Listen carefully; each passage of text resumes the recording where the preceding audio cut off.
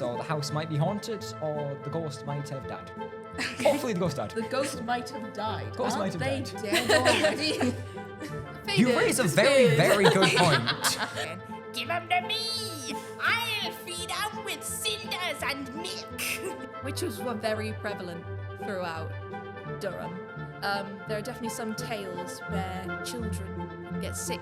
Arthritis, as they would have understood it, is caused by elves shooting you with tiny bow and arrows. There's also a very famous, well, I say famous local area case of pickled parson. Okay, if a turnip has markings like a face, it must be buried at a crossroad to prevent bad luck. That sounds too weird to be made up. I'm going to say that's true.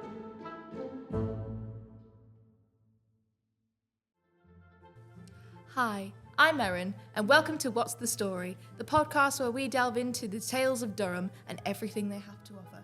Today's episode, we'll be exploring witches, ghosts, and folklore from all around the county. Now, when I say Halloween, what's the first thing you all think of? Sweet. Yeah, valid answer. Absolutely. What about you? A memory of someone slipping on black ice all the way down like a really sloped driveway. God, are you okay? It wasn't me. It wasn't me.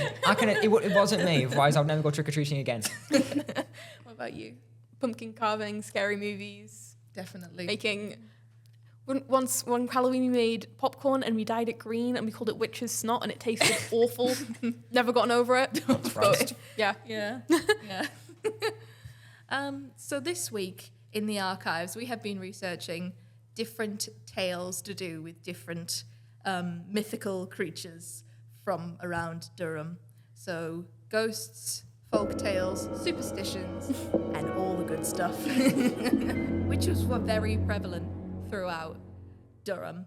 There are definitely some tales where children would get sick because a witch had cursed them. There was a woman called Hannah, and her child got ill because, well, an old woman had come in, very kindly cleaned the house, but they thought that she was a witch. So they found a rag that she had left in the cot while she was preparing her garments, and they burned it. And magically, the child got better. Interestingly enough, 79% of the defamation cases in Durham were brought by women, and 61% of those were brought against women. Though very few were actually about witchcraft, but there are definitely some. Jane Irwin accused her sort of rival, Sarah Hatherwick, of telling truths with a riddle, which is basically a sieve. And Catherine Fenwick thought she saw Janet Pearson committing witchcraft by telling somebody to wash their sick child in a south-running stream, which was basically lucky in that time. They also thought she was doing witchcraft because she was measuring belts, which is a completely normal thing to do. Witchcraft could also be a generational thing occasionally. There were 3 women in the Emerson family who were accused of witchcraft. And also, to go back to the courts, lesser courts often took witchcraft cases. And all the punishments, so, burning, hanging, dipping them in the lake to see if they were innocent or not, were all approved by the Catholic Church. It wasn't just women either. There was a man called John Renison. He was accused of witchcraft, which you don't really think about how many men were accused, but there were some. It was quite common, especially up in Scotland. There was a lot of men accused of witchcraft, but we don't tend to think of it as a male thing. We all think that it's the women with the black cats. Yeah. And they also had a connection with animals, didn't they? Yeah, we've heard a lot of stories of them to do with witches and hares and witches and cats. So the ones with the hares seem kind of strange. The witch is kind of turns into the hare, or the hare turns into a witch, and that automatically makes the woman a witch.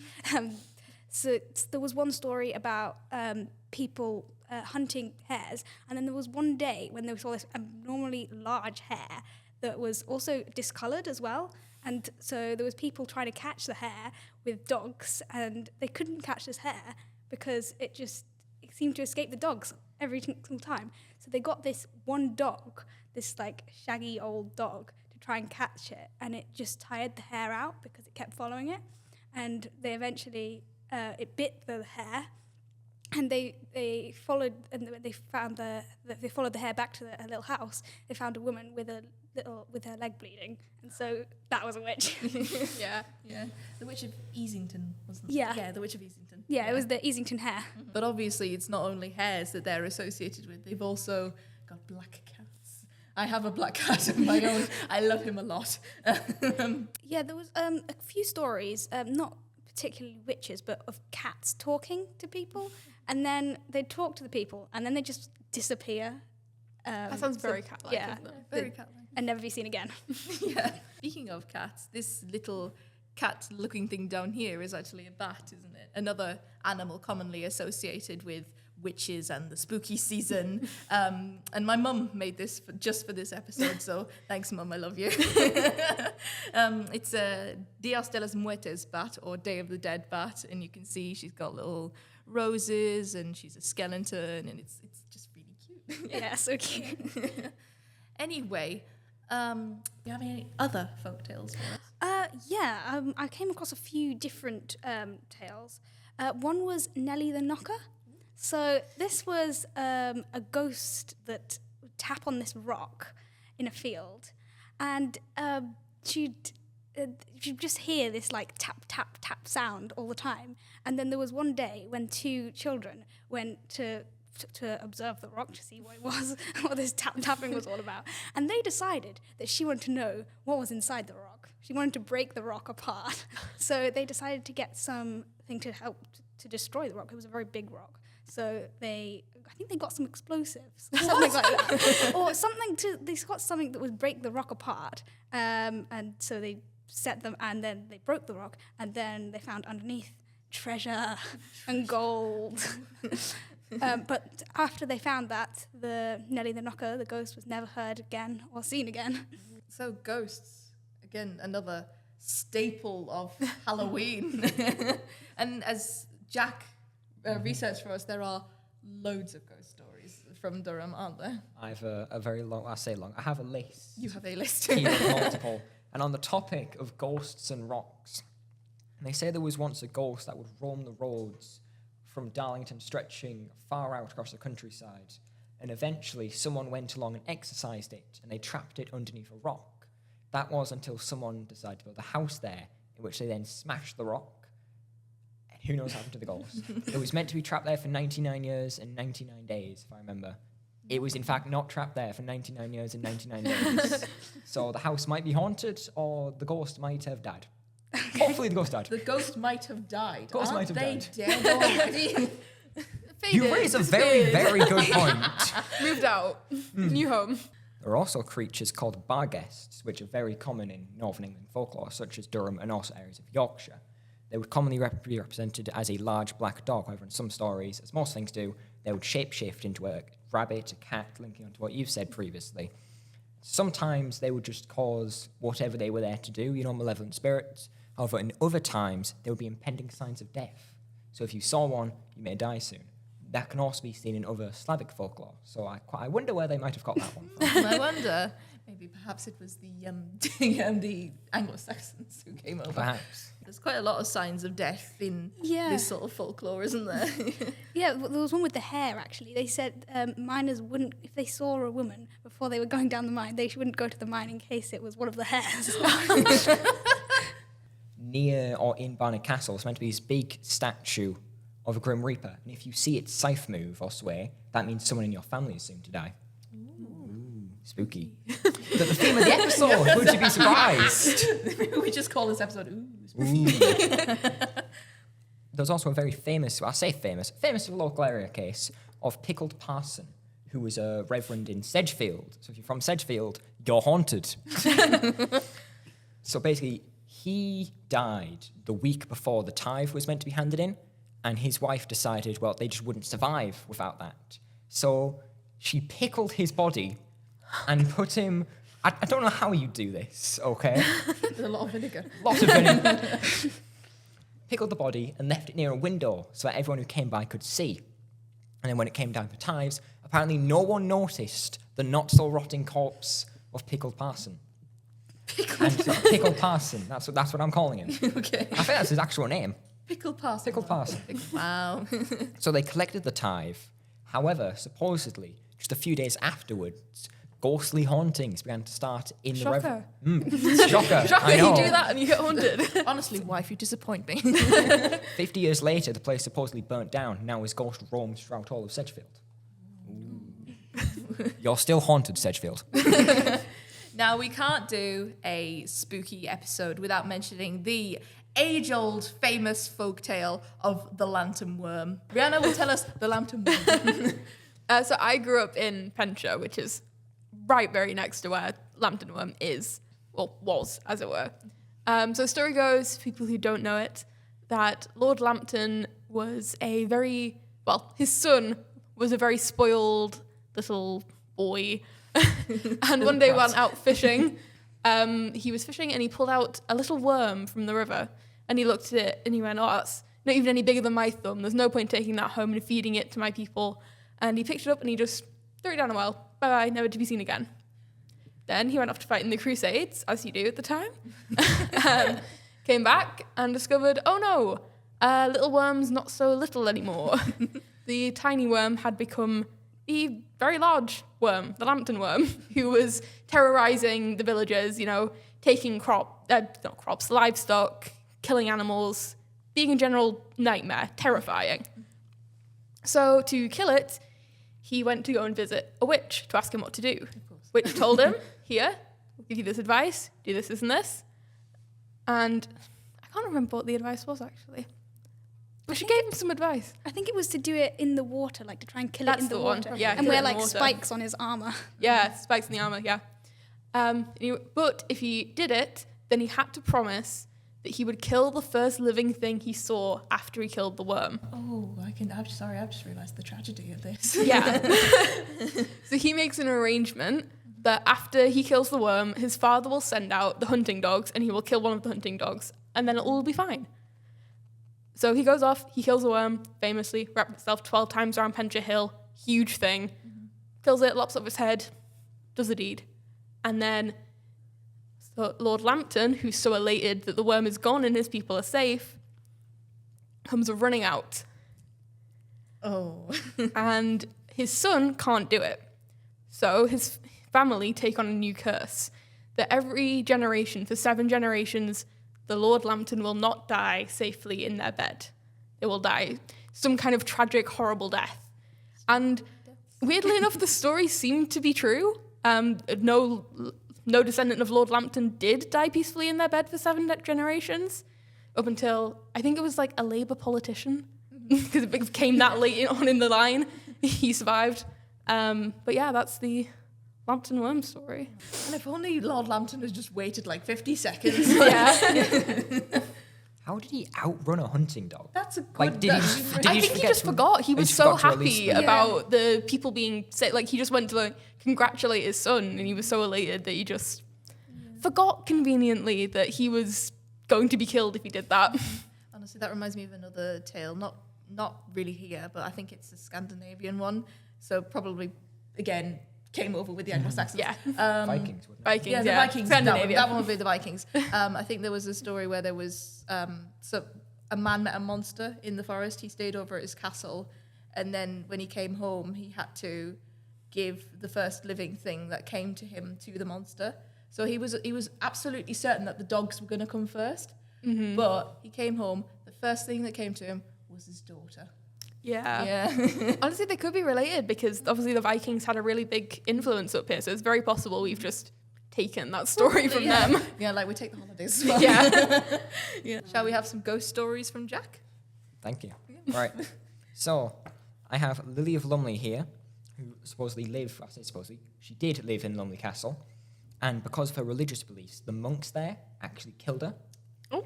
And so it's believed that you can either see Lily of Lumley or the monks who walk around and file around the castle, and there was supposedly, I think, an Australian cricketer who was meant to have seen the monks going around the castle. So there is some level of credibility to it, however credible you deem ghosts. Australian me. cricket. Yeah, okay, that's also fair. Yeah, we know they're all a Australia. bit loopy. I would be too if I had to deal with a snake every time. Right. I also have the Grey Lady of Durham Castle. So pretty much she fell from the top of what's called the Black Staircase, and she was meant to be the wife of a 19th century bishop. And if you go there, sometimes you can see or hear her talking. And finally, I have Lady Anne Day from Barnard Castle. That's the second thing from Barnard Castle. So there used to be like illicit marriage ceremonies, I'll say, that happened there. And so to tie the knot, you'd have to jump over this pagan broom. It was like an old ritual from old times. And so the bishop there, I don't know how credible he was. Doesn't seem very credible. He's having you jump over brooms. But apparently, Lady Anne Day was supposedly to have died, and in other tales, her husband died as well. So it gets a bit convoluted. But you can either see her walking down the scar path which leads up to the castle, or sometimes you can see her wading across the river. That honestly reminds me of a ghost story I know, where there was a bishop who lived in Durham Castle, and one thing he loved to do was he loved to wear long flowing garments, so it looked like he was floating down the stairs towards his guests. And one day, he tripped and he fell and he died. So he haunts Durham Castle. Natural selection. Yeah. And the Grey Lady stories, full disclosure, I've got no idea how historical this one is. It could be made up. But I did hear a ghost story about a Grey Lady who haunts the River Wear. And the story is that when she had a baby, and the baby was disabled, and her husband did not like this and threw the baby in the river. And she was so horrified that she jumped in after the baby, and unfortunately they both drowned. Well, actually, we found the baby, but we never found her, so we don't know. She's dead, but we don't know what happened there. But they say that sometimes you can hear her screaming from when you were crossing the bridges on the River Wear. So, Grey Lady story. A thing that a mother won't do to save a child. Yeah. For our final tale, Anya will tell us about some fairies. I have a little story about the Weardale fairies. So there was a little farm, I think, and there was a girl who lived there, and she wandered out one day, and she came across some fairies, but they scared her, so she went back home. But her parents were worried because if you'd seen the fairies, you were said to be taken away by the fairies. Yeah. So they were told by a wise woman to make sure that everything was quiet, and if everything was quiet, then maybe the fairies wouldn't take her away. But they forgot about the dog, and the dog barked when the fairies came, so it gave her away, and she was taken away. But the father wanted to get his daughter back. I mean, wouldn't you? So he went to the wise woman again, and he was like, how can I get my daughter back? And she said there was 3 things that he had to give to the fairies. He had to give a light source that wasn't burning, the skin of an animal that wasn't taken by hurting an animal, and a chicken with no bones. Classic fairy tale. Yeah. And the father was really confused because he was like, how am I going to get all that stuff? But he found a glowworm, which was the light source that didn't burn. He got the skin from a lizard that had shedded its skin, and he got a chicken egg, which was a chicken with no bones. And he got his daughter back. Happily ever after. That was one clever I father. love that kind of fairy tale tricksy logic. Yeah. There was also one other thing that I found was that the devil didn't want Durham Castle to be built, so he Okay. Well, there's just a bishop in there. I don't blame him. So he was trying to make the foundations weak, and so he was putting crumbly rocks for the foundations, but he dropped one, and it's supposed to be somewhere in Durham. Some very interesting ghost tales and stories there. How on earth did you find them? Well, I came across 2 books that helped me do a little bit of research. One was Legends and Superstitions of the County of Durham, and another one was just about different folk tales from County Durham, and then a little bit of research online. But, yeah. Good old internet. Yeah. Yes. Where did you find yours? So I have 3 sources. First was letters from the archives itself, which I looked through, which is where I got the one about the stone. I also looked online on the story archives, which you can also look on. Look on them, do it. And third was this thing called the Paranormal Database, which is a listing of every reported, I believe, sighting of ghosts. And you can go onto the England page, North East and Yorkshire page, and then onto specific county, which of course Durham. And that's where I got some of these from. I found most of my stuff looking at a witches report from around circa the 1700s. And that's also in the archives. So all of this stuff and more can be found in our archives at the Story Durham. Now, before we continue with our game, where did you find your stuff?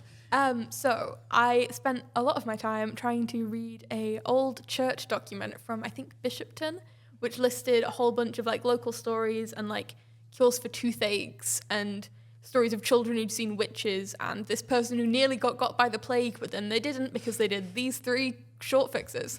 Sounds like a Miss Mojo video. Yeah. But unfortunately, a lot of the handwriting was incredibly hard to read, so I had to turn to the internet for a lot of it. I read through a whole bunch of different articles and things and just collected a load from there. So, before we say goodbye, we have one last thing for you all, for our enjoyment and yours. Our lovely Rihanna here has come up with a game for us to play. So I have our True or False game rebranded as a Trick or Treat game. So I'm going to read out some superstitions. And it is your job to decide if they are real superstitions or if I've made them up completely. So... Shall we take it in turns like yeah, we did go last on. time? Okay, Jack, you go first. Yeah. I volunteer you. Okay, so number 1. If you don't crush your eggshells after eating, witches will take them and use them as tiny boats.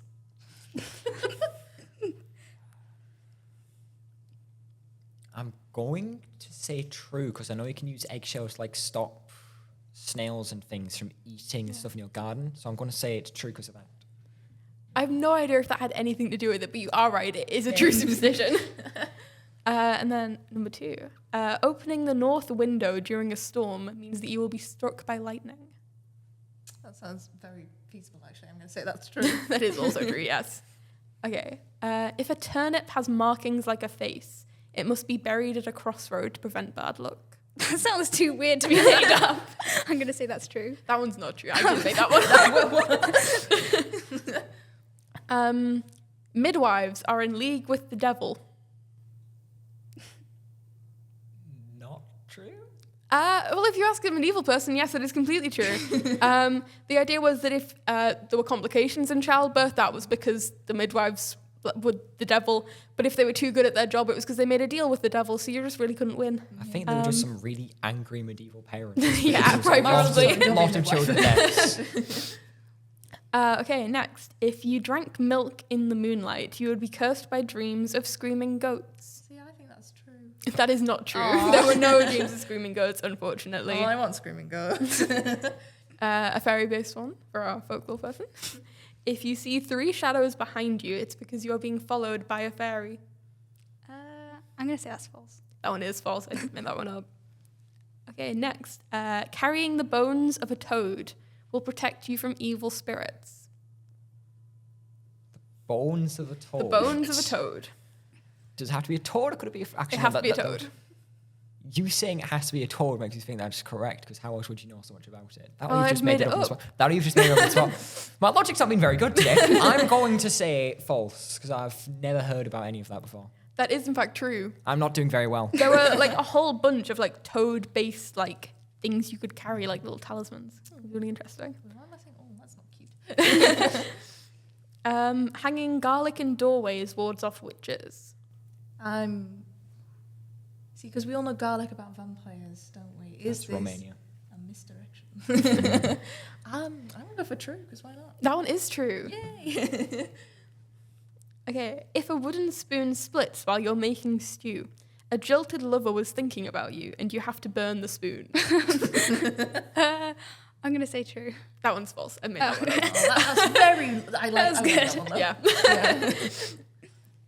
Yeah. If you had to sleep propped up, because if you slept completely lying down, then evil spirits would enter your body.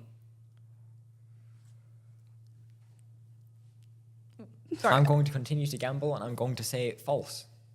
Okay, it is in fact true, but I did misspeak slightly. It's not that they'd enter your body, it's that they'd come and like sit on you. Oh. Like they'd sit on top of you. Like my cat. I'm Yeah. incredibly cursed then. So we think it comes from like sleep paralysis demon. It's like you'd wake up and you'd see like a demon on you because you were lying down too much. But yeah. That's not the cat. Yeah. So do we all have to sleep sitting up now? A changeling one for us. If you wanted to check if your child was a changeling, you had to put a shoe in a bowl of soup in front of the baby. And if they laughed, then they were a changeling because they understood the joke. I'm not sure what the joke is, but they understood it. I think that's true. That is completely true. I have no idea what the logic was there. But, okay, next. Arthritis, as they would have understood it, is caused by elves shooting you with tiny bow and arrows. I'm going to say that's true. That is completely true. They called them elf rots. Okay, next. Wearing a sock inside out prevents you from being attacked by invisible bees. False? That one is false. Yeah, Right. that was a bit. Finally. So we did Yes. have a concept of invisible bees. Yeah. Another footwear-based one. If you put shoes on the table, then you are marking somebody for death. I like that idea. I'm going to say that's true. That one is true. It comes from miners' shoes. So when miners who had died, when their deaths were announced to the family, they would bring their shoes home and put them on the table. That's where it comes from. I didn't know that. I knew about that superstition. I didn't know that backstory. So that was interesting. I think we should do a new version of the traitors, where instead of giving them a letter, You just put shoes on the table. thing. Okay, second last. A toad yawning at you means that you are also marked for death. Because you said there was other toad ones, I'm going to say that's true. That one is false. It was a bit of a red herring with the toad, unfortunately. And to round us off, yet another death omen. A rooster cawing at a strange time of day would mean somebody in your family is going to die. See, I think I know that one's true. I'm going to say true. True? Yeah, that one is true. That one is a true fact. Those fact. tricksy roosters.